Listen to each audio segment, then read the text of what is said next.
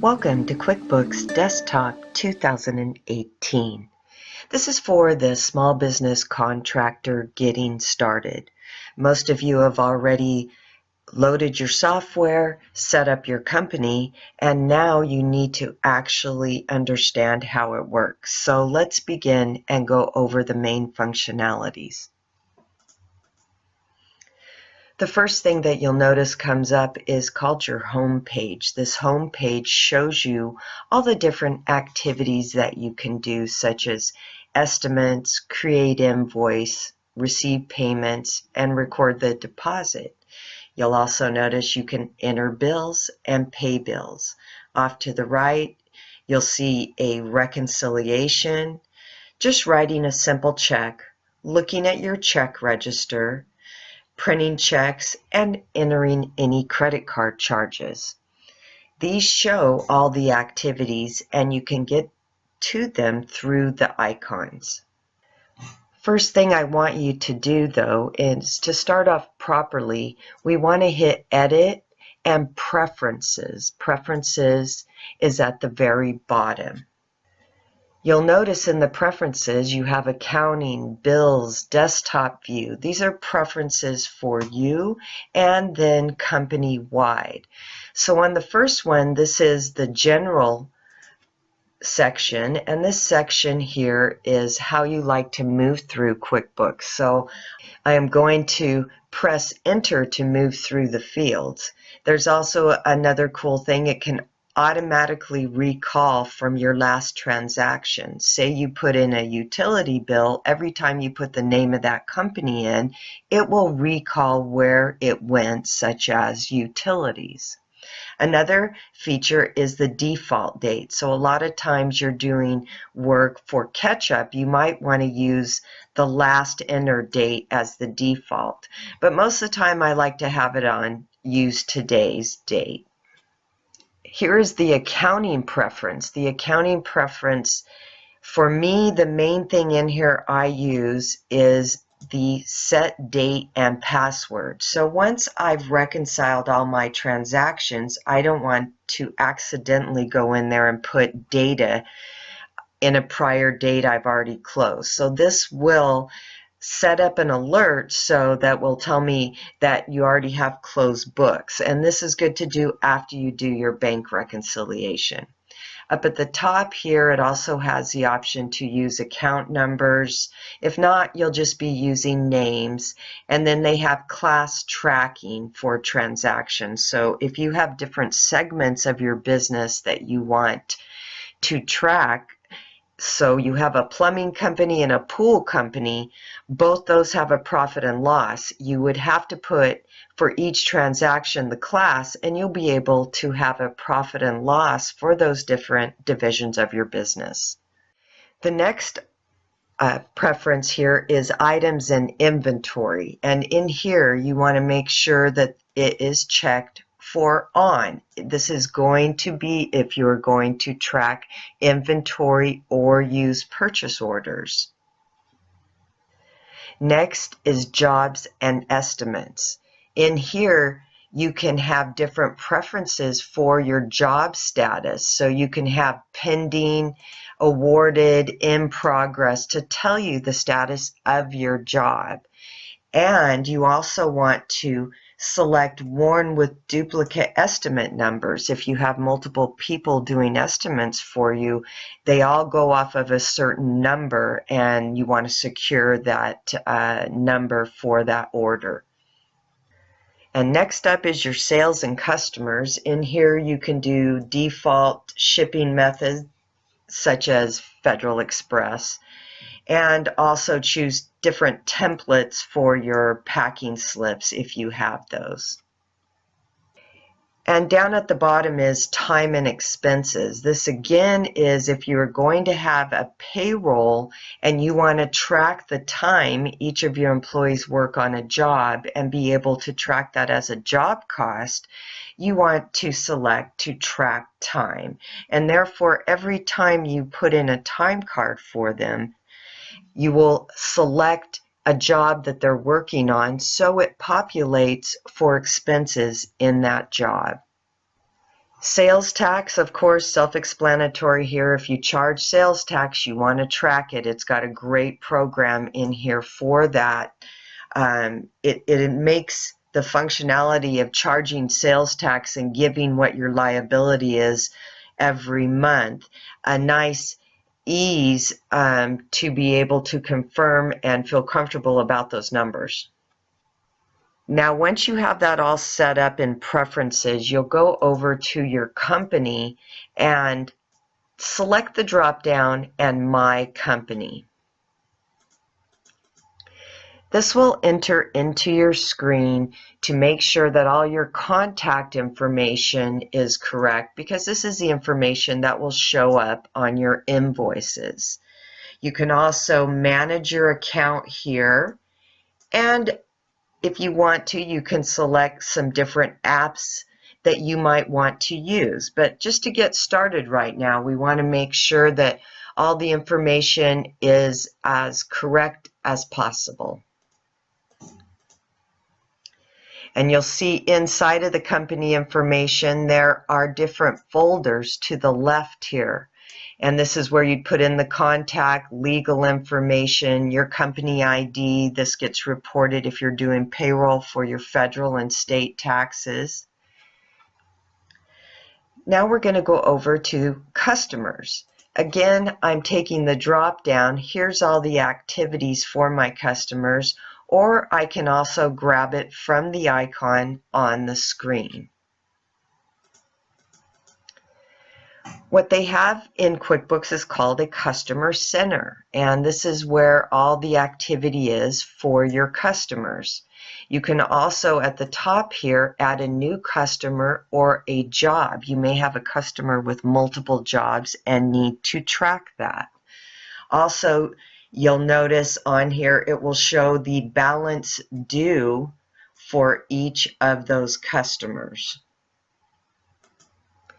If you want to add a customer, the main information you need to have is filled out here. This is the customer name, the main phone number, an email so that you can actually email them their invoice, and then a ship to. Again, off to the left, I have more tabs, but to get started and start using it, this is all you need to have filled in. You can set up payment settings and sales tax settings if needed, but for right now, this should get you started. Same thing with the vendors. You take the drop down and you will be able to go into the vendor center. Vendor center again is all the activities for the bills that you pay. Over here up to the top left, you can add a new vendor, and in adding a new vendor, it's the same as filling out the customer. The most information wins. So you want to get the name, the phone number, email if you can. The other thing with a vendor is that you may have to 1099 them at the end of the year. So in the additional information tab, you can get the W-9 information, their Social Security or ID, and put that in, and QuickBooks will track it by the category you've selected, such as subcontractors, and you'll be able to produce your 1099s. Now we're going to go over to banking, and banking is where you can do a quick check. So I just want to write a check for insurance. I open up. It asks me to select the bank account I'm writing the check out of. And we will also see here that it's going out to State Comp Fund, and these are the breakdowns that they have categorized for their accounts. So they want to see what the electrical cost is, what the painting cost is, and so they break that all down through their chart of accounts. But mainly you just want to get the amount in and hit Save and Close, or you can go up here and print it. They always have a help menu, and it is very helpful. So if you are trying to figure out how to do something, certainly take that help and go to QuickBooks Desktop Help, type in your question, and a lot of times it'll give you 5 different people with answers on that. Next up is our lists, and our lists are like information. So my chart of accounts, my item lists, any fixed assets, payroll lists, my templates for my invoices and packing slips are in there as well, and memorized transactions. So if I have a reoccurring payment, say for an auto loan, I can set up so it automatically populates and tells me the bill is due and it needs to be paid. We're going to add a bank account. In case you haven't added one yet, you want to make sure that the account type is bank.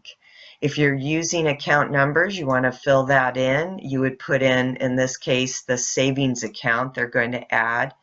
And also in here, you can set up automatic bank feeds. So that means it connects to your bank seamlessly, brings over the transactions through a bank feed, and you then categorize them and put them into your register in your QuickBooks. Next up, we're going to look at item list, and item lists are the items that you sell. So most of these items are set up as a service item, and you'll notice to the left we've got roof framing, siding, doors and trim. So these are the items that this contractor sells. At the very bottom, you can add a new item, and we'll go through 2 of them. We're going to add a service item and an inventory item.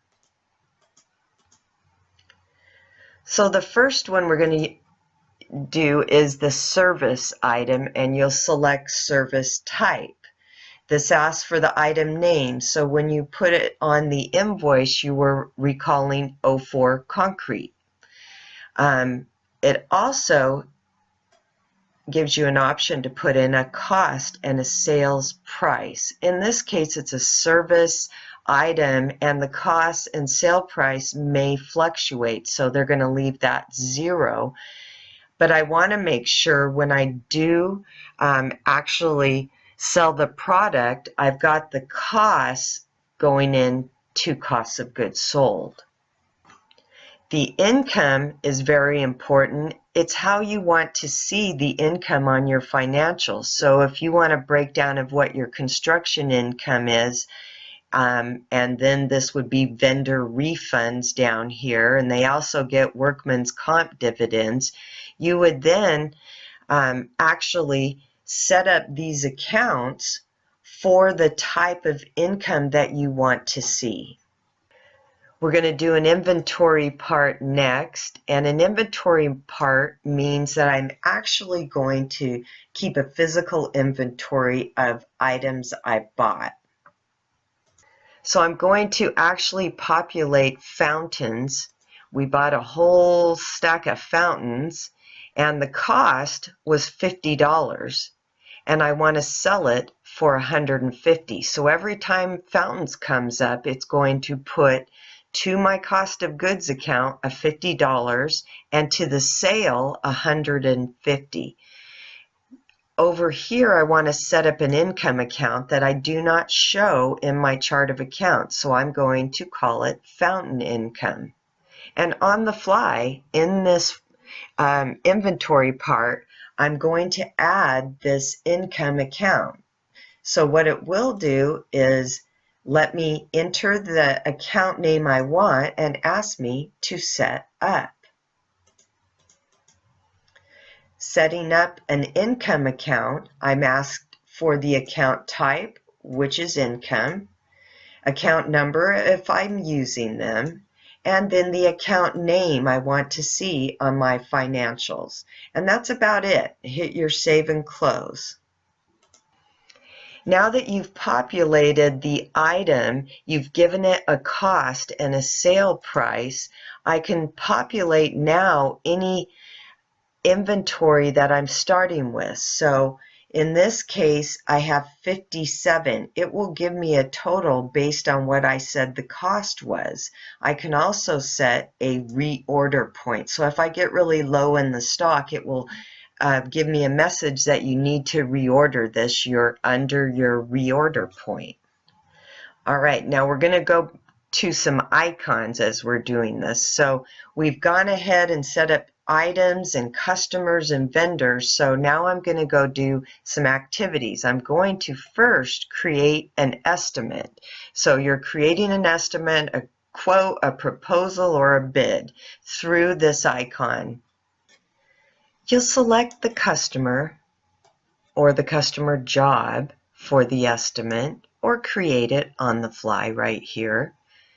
You'll select all the items you want to include on the estimate, put a date on it, and this is the estimate number. They'll give you the next number after this one is saved. So this bid is for $205,300. Now, once they've accepted my estimate or bid, we'll come over and create the invoice.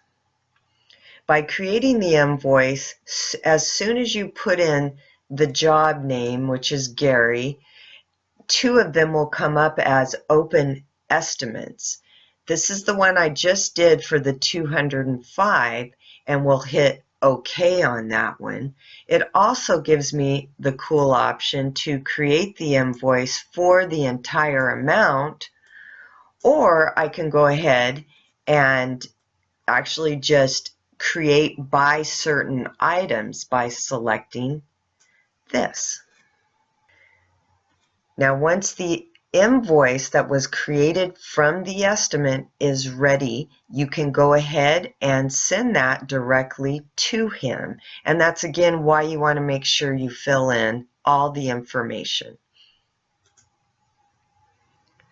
Okay, we're going back to our home page. We've created the estimate and the invoice.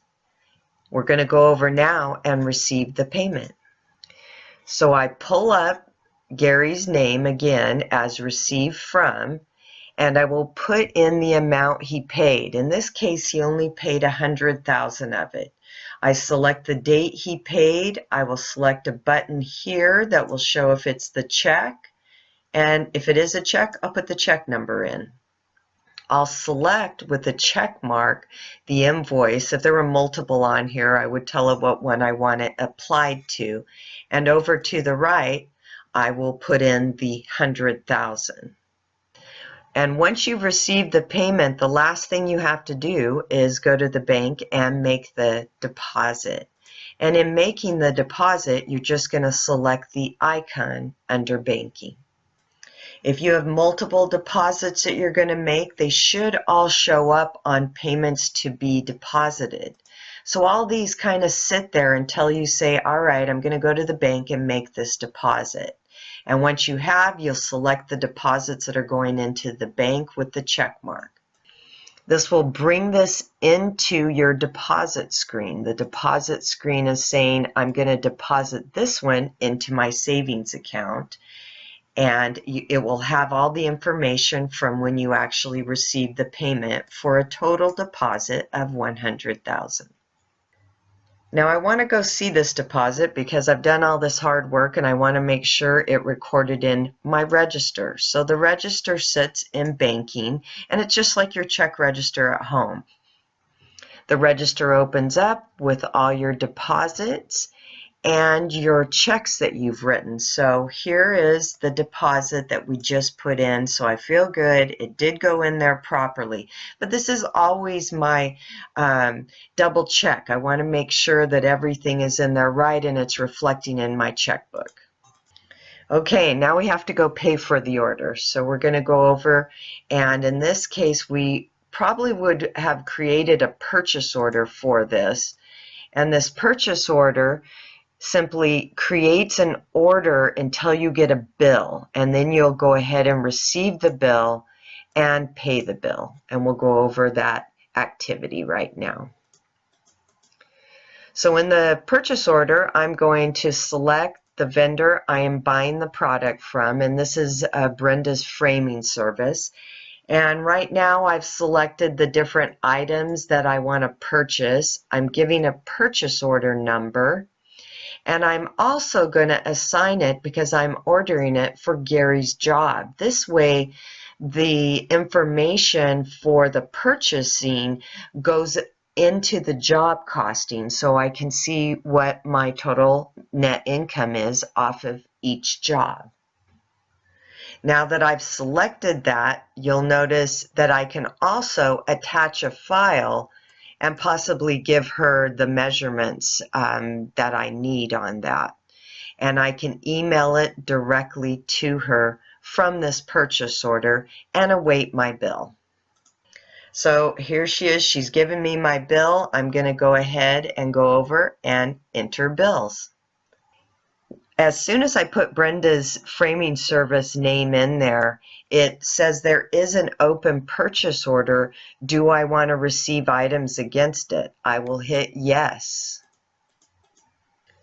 Once you've selected the bill information from the purchase order, you will go ahead and put in the reference number, which is usually on your vendor's bill that they send you. This way you can keep track so you do not duplicate a payment with the same bill number. Now we want to pay the bills. You'll go over to your icon on the right where it says Pay Bills.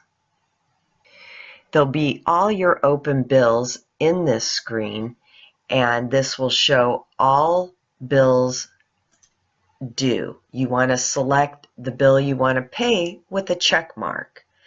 You'll come over to the bottom and you'll make sure this is the account that you want to pay it out of. And if you are doing handwritten checks, you can relieve the bill by assigning the check number you paid for it with. If not, you'll hit To Be Printed. The screen will come up to pay more bills or print your checks. You may have multiple checks ready to be printed.